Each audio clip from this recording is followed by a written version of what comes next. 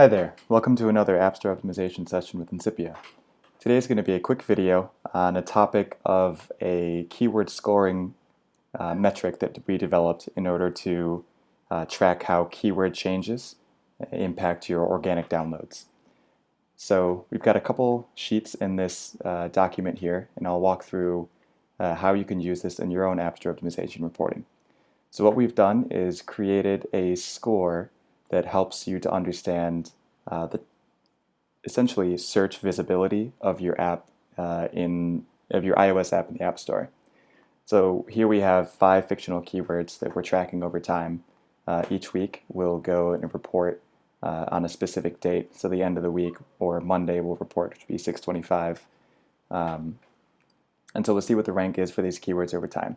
And this is good practice to understand how your metadata optimization and other ASO optimizations affect how your keywords rank.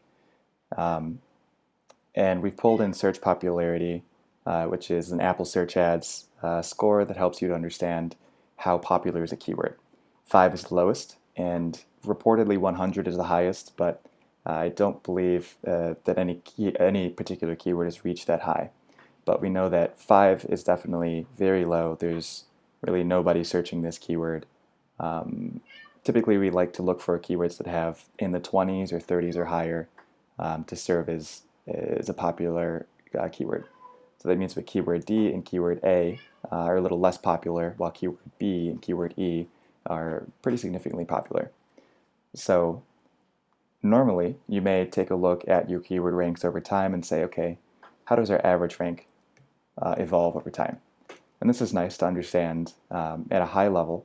How does your rank change over time? But we'll see in this comparison tab where we look at the actual organic downloads that it doesn't always give you a good understanding of your real visibility.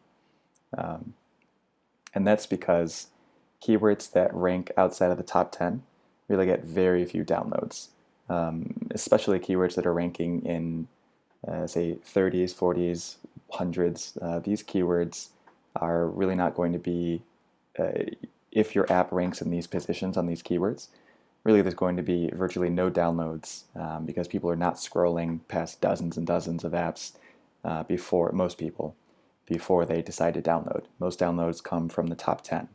And so average doesn't necessarily give you an understanding of whether your keywords are in good position, top 10 or not. So we can create a COUNTIF and try to understand on a regular basis how many of our keywords are ranking in the top 10.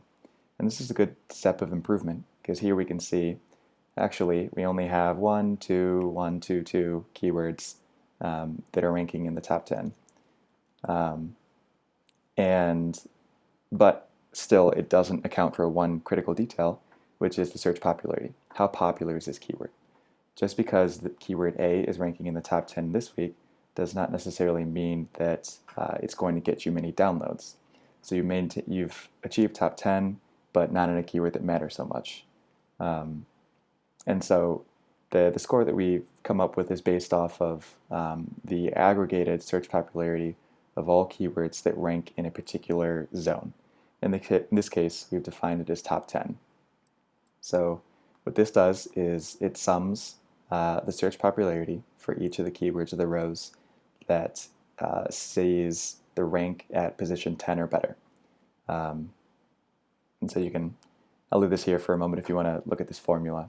But this will look on a weekly basis and say, okay, do we have any keywords that are ranking, or 4 keywords that rank position 10 or better, so less than 11.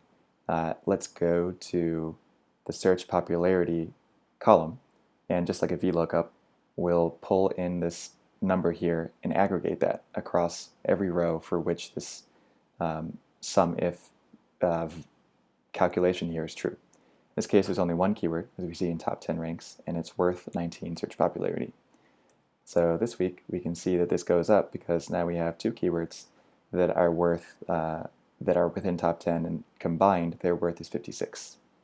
So this is a score that we've created, and there are a few other things that we've like to come up with to really understand how trends form and evolve over time. But this is useful. One of the more useful ones that we've produced, and we'll see in this rank versus organic downloads screen here, how this actually plays out as you're looking at your keyword ranks and comparing that to your downloads. So each week, you'll add in a new row here, and you'll say, okay, now, so let's say that we're pulling this on Monday. So you should actually indicate what date these ranks are pulled on here, so that you can make sure that you understand which date this is, and then you want to take all of this calculated data here. So we have aggregated search popularity, top 10 ranks, average rank, and we can add it into this vertically listed. We can add it into this vertically listed summary tab so that we can track performance over time. So I'm just going to transpose this. Oops, looks like we lost the conditional formatting. Okay. One note, you want to make sure that you're lining up the keyword ranks with the dates that you're pulling the data for. So typically we report on a cohort basis where we say, okay, from Monday to Sunday, how many downloads did we record? And you want to make sure that your keyword, you can use an average, or you can use some other method to figure out what the average rank of the keywords was over this time period, and that can get you a more accurate understanding. But as you look at things over time, things eventually kind of even out, and you understand generally when our search popularity, aggregated search popularity is high, or we have more keywords ranking highly, then our downloads go up. But here, let's start off with average rank. Let's say, and I've conditionally formatted this downloads column to show us in green where the highest numbers are. If we add a conditional formatting to the average rank,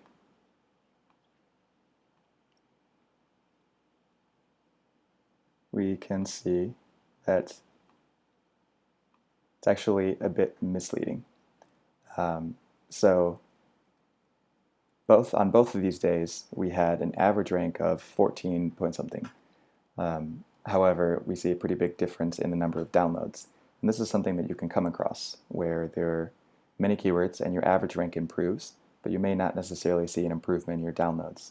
Again, this can be because while keywords are improving in rank over time, you're not moving into that critical top 10 or even top 20 location, or at best top 5 and 3 and 2 and 1. So let's say that we apply a conditional formatting to try and correlate the downloads with the count of top 10 ranking keywords.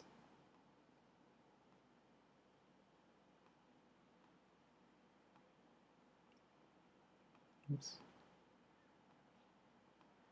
Here, depending on how much data you have, you may see a little bit more correlated data with your total organic downloads.